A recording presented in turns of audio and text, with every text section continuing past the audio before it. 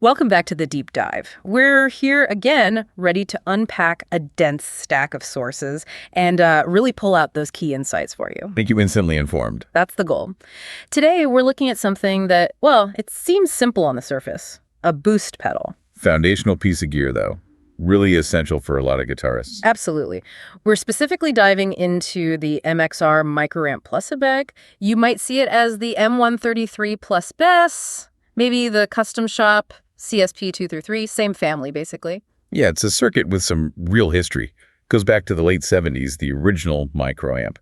But this Plus's version, that's the key evolution we're looking at. Right. How did it go from just, a volume bump A utility pedal, really. to something much more refined, like a tone-shaping tool, a foundation for your whole sound? Exactly. That's the story we're unpacking. How MXR took that beloved simple circuit and really elevated it. Okay, so that's our mission today, understanding that plus. But first, just to be clear, M133 plus Aero CSP 233. Are we basically talking about the same thing here? Pretty much, yeah. For practical purposes, Yeah. the CSP Custom Shop just points to maybe slightly higher end components, that kind of thing. Yeah. But the core change, the big deal, is adding those tone controls, the bass and treble. Gotcha. So it's about adding control. And the basic idea is still boost. Fundamentally, yes. It's about giving you a really high-quality, clean, consistent signal boost.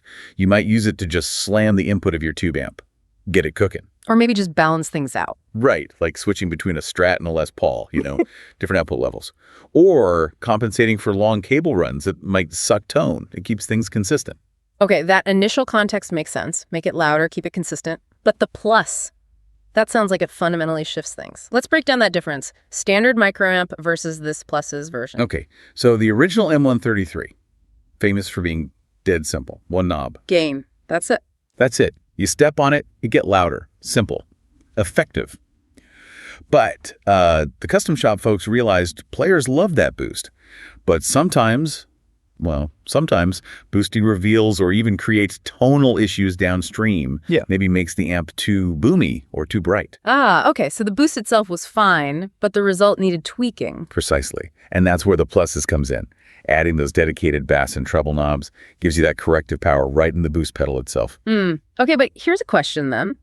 If I need boost and EQ, why not just grab a dedicated EQ pedal, like a graphic EQ or even a parametric one? Doesn't that offer like a way more control? That's a fair point. And a dedicated EQ does offer more surgical control, but the Microamp Plus philosophy is different. It's about quick, musical, broad adjustments, not getting lost in sliders. Simplicity, even in the complexity. Kinda, yeah. Yeah. And here's the really clever part, I think. They respected the heritage. Yeah. If you set both the bass and treble knobs right at noon, 12 o'clock, dead center, you get the sound of the original classic one-knob microamp. So you haven't lost the original sound. It's still there. Ah, okay. That's smart. So you can basically switch off the EQ part if you want. Exactly. It's the classic sound when you want simplicity. And then you've got the EQ refinement there when you need to shape things a bit more. That makes a lot of sense. But the Custom Shop thing, it wasn't just about adding knobs, was it? There must be something going on inside, too. Better parts. Absolutely. You can't just add potentially huge amounts of gain we're talking up to, plus 26 decibels, which is a lot. 26 dB. Wow. Yeah, massive boost potential. You can't do that cleanly without thinking about noise. Otherwise, you hit the switch, and suddenly you've got this wash of hiss, right? Yeah, the dreaded noise floor coming up with the signal. Exactly. So a key upgrade internally was using low-noise operational amplifiers, op amps. Okay. And what does that mean practically? Less hiss when you crank the gain. That's exactly it. It keeps the pedal itself quieter. Yeah. So when you boost the signal, you're boosting your guitar sound, not a load of extra noise generated by the pedal's own circuitry. Much cleaner, much tighter, especially at higher gain settings. Makes sense. And I assume true bypass switching? Oh yeah, true bypass. Pretty much standard for pedals at this level now, but crucial. Means when the pedal's off, your guitar signal goes straight through, completely untouched. Preserves your core tone. Okay, so summing up the hardware, it's that classic, tough, MXR metal box, compact, low noise internals, up to plus 26 dB of clean gain, bass and treble controls with the classic sound at noon, and standard 9-volt power. That's the package. Refined, reliable. Right. So now let's talk applications. We know what it is. How do people actually use this thing on stage or in the studio? Where does it really shine? Well, there are sort of three classic roles for a good boost pedal, and the EQ on the Plus just makes it better at all of them. Okay, let's hear them. First one's the obvious one, volume boost for solos. the Make Me Louder button. The Look at Me Now switch. Huh, yeah. Use the gain knob to jump your level up so your lid lines cut through the mix. Simple, effective. You get louder without necessarily changing your chord-assorted tone too much if you place it right. Okay, basic boost function. What's number 2? Number 2 is pushing the amp's front end. This is where it gets really interesting, especially with tube amps. Using the boost to make the amp distort more. Exactly. If your amp is running kind of clean or maybe just on the edge of breakup, that's sweet spot. You hit it with the micro amp, plus stay. That hotter signal slams the amp's input stage harder. Pushes it over the edge. Pushes into its natural overdrive. More gain, more compression, more sustain. That really organic tube distortion sound. It's like giving your amp a shot of adrenaline. That's classic guitar stuff. Like, didn't Eddie Van Halen famously use some kind of boost early on to get his sound? Yeah, that's the principle. Using something up front to hit the amp just right. This pedal gives you that kind of control, but with the added EQ refinement. Okay, solos and amp pushing. What's the third use case? Third one is signal level correction and sort of tone management. Think about switching guitars. Right, single coils to humbuckers. Big difference in output. Huge difference. Your amp settings, your other pedal settings might suddenly be way off. You can use the microamp plus almost like a preamp or a buffer to even things out. Set it to add just a bit of gain for the lower output guitar, or maybe even cut slightly for the hotter one, ensuring a more consistent level hits the rest of your chain. Or even just compensating for really long cable runs that can dull the signal. Yeah, absolutely. It just helps maintain signal integrity and consistency, whatever you plug into it. Okay, now let's get back to those EQ knobs. Bass and treble. This is where it stops being just a utility and becomes a tone shaper. How do guitarists use these in practice? They become problem solvers, really. Quick fixes for common tonal issues. Let's take the bass knob. Okay. Say you're playing through a smaller amp, maybe a little combo, and it sounds a bit thin, lacks low-end punch. You can dial up the bass knob on the microamp, plus to add some warmth, some proceed size, before the signal even hits the amp. Fattening it up preamp. Exactly, or the opposite. Maybe you've got a huge 4x12 cab that's just too boomy, too muddy in the room. You can actually cut some bass with the pedal before it hits the amp, tightening up that low end, improving clarity. Right, preventative EQ. Yeah. And the treble knob. That feels like the cut through the mix control. Totally. That's often how it's used. Need your solo to really slice through a dense band mix. Add a little treble. It adds bite, adds sparkle, makes you more audible without just cranking raw volume. Which can sometimes just make things louder mud. Right. The treble boost adds clarity. But again, it works the other way too. Got a guitar with pickups that are just too bright, maybe a telebridge pickup that's a bit piercing. The dreaded ice pick tone. Yeah, that. You can use the treble knob to gently roll off some of that harsh high end before it gets amplified and potentially exaggerated by your amp or other pedals. Tames the brightness. So it's surprisingly versatile for just 2 knobs. It really is. Broad strokes, but very effective musical strokes. Okay, let's make this concrete. Can you give us a couple of example settings, something people can maybe jot down or remember? Say, I want that classic lead boost, but maybe my guitar sounds a bit thin. I want to tighten it and add some sparkle. Okay. For that kind of tight, sparkling lead boost, Yeah. you'd probably set the gain somewhere past noon, maybe 1 or 2 o'clock for the volume jump. Right. Then bass, probably leave it around noon. You don't want to add mud if the guitar's already thin. But the treble work, push that up slightly, maybe 1 o'clock, 1:30 perhaps. Just a little bump. Yeah. It emphasizes those upper mids and highs, adds that sparkle and presence, makes it cut through without getting harsh, makes the guitar feel a bit bigger. Okay, cool.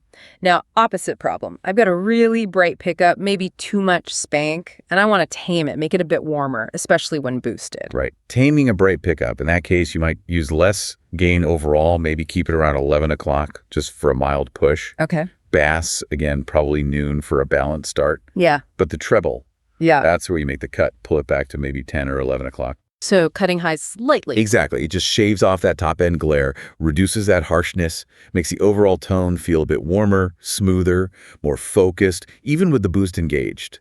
It's like built-in tonal insurance. That level of control really highlights the pluses aspect. Which brings us towards wrapping things up. Synthesis time. We mentioned gain staging briefly. For listeners maybe newer to stacking pedals, can you quickly explain why the placement of a boost like this matters so much? Yeah, gain staging is crucial. It's basically managing how loud your signal is at each point in the chain. Where you put the microamp plus drastically changes what it does. So. Okay, put it before your overdrive pedal.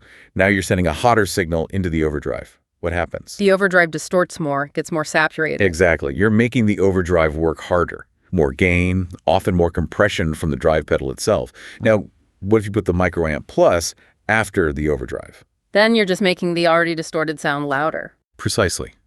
You're boosting the overall volume of the sound coming out of the overdrive, but you're not really changing the character or amount of the distortion itself.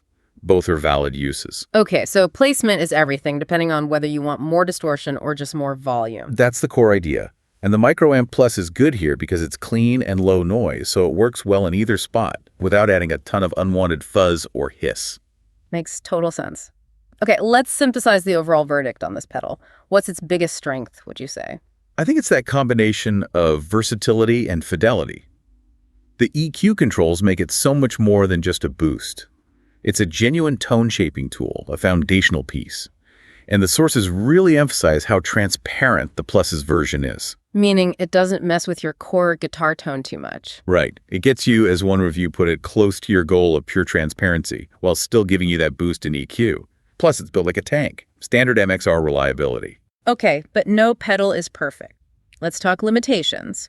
We praised its transparency, but adding EQ controls inherently means it can color the sound, right? Isn't that the opposite of transparency? That's the nuance, isn't it? You're right. Once you move those EQ knobs away from noon, you are shaping the tone. So it's maybe better to say it's transparent at its core, and the coloration it adds via the EQ is generally seen as musical and useful. It sacrifices absolute, unwavering transparency for practical flexibility. So the potential coloration is actually a feature, not a bug, if used right. Pretty much. The main limitation is just knowing what it isn't. It's not a distortion pedal. It's not an overdrive in itself. It won't give you a high gain saturation on its own. It's designed to boost your signal cleanly to push something else harder, your amp or another pedal. Got it. Any other limitations? Maybe the EQ itself. 2 bands isn't exactly surgical. True. It's a shelving EQ, boosts or cuts everything above or below a certain point. Great for broad adjustments, but you can't notch out one very specific annoying frequency like you could with a graphic or parametric EQ. It's simple, effective, but not infinitely tweakable. And how does it play with other pedals, particularly fussy ones, like maybe vintage fuzzes? Generally stacks really well, especially with overdrives. But yeah, putting a massive plus 26 dB boost before certain old-school fuzz circuits that could potentially overload them in a way that might not sound great needs experimentation, like anything with fuzz. Good tip. And power. Is it demanding? Nope, thankfully. Standard 9-volt DC, and the current draw is pretty low. It's efficient, which is always nice on a crowded pedal board power supply. Okay. So, wrapping up. Why is this pedal considered significant? It's not a brand new sound. It's refining an old one. It's significant because that original microamp circuit is almost like a rite of passage. It's such a fundamental effect. Yeah. The Plus's version represents MXR's custom shop doing what it does best, taking a classic, trusted design and thoughtfully improving it. Modernizing it for today's players. Exactly. Adding the low noise parts, the true bypass, and crucially, those EQ controls that address real-world tonal challenges guitarists face. It takes it from just a simple boost to a really versatile foundational tool, a cornerstone. A foundation pedal. I like that. Essential consistency, essential control, whether you're balancing guitars, hitting the amp harder, or just punching up a solo. Yeah, that sums it up well. The MXR Microamp Plus Rain. It's not just another pedal you step on occasionally. For many players, it becomes a core part of their sound architecture. Low noise, reliable power, and shaping right where it often matters most. So the core takeaway is pretty clear then. The MXR Microamp Plus is way more than just a volume knob in a box. It's a versatile, clean, quiet, and controllable boost that offers foundational consistency and useful tone shaping for almost any rig. Could have said it better myself. Which leads me to a final thought, something for you to chew on. Okay, lay it on us. Since this Microamp Plus FOM, or really any good clean boost, can often sit right at the start of your signal chain, defining the level and the basic EQ profile that hits everything else, your drives, mods, delays. Right, the very first step. How much focus should you put on perfecting that first step? Could it be that this seemingly simple utility tool, the one that sets your foundational gain structure, is actually one of the most critical pieces of gear on your entire board? Is the foundation the most important part of the house? Something to think about next time you're tweaking your pedal order.